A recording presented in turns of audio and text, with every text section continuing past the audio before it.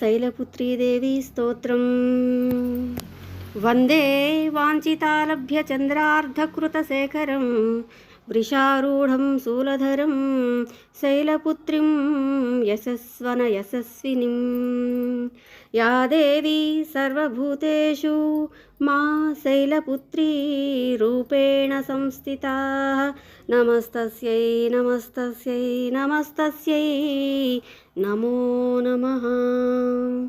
पूनेन्दुनिभं गौरी मूलाधारस्थितं प्रथमदुर्गं त्रिनेत्रं पीताम्बरपरिधनं रत्नकिरीटनामालङ्कारभूषितं प्रफुल्लवन्दनपल्लवधरां कण्टकपोलां तुगं कुचं कमनीयं लावण्यं स्नेहमुखी क्षीणमद्यं नितम्बिनीं प्रथमं दुर्गा त्वं हि भवसागरतरिणीं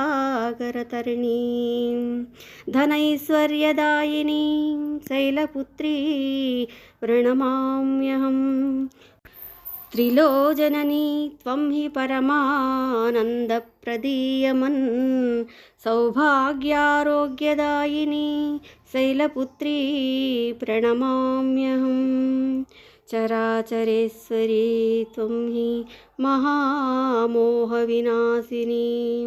मुक्तिभुक्तिदयनीं शैलपुत्री।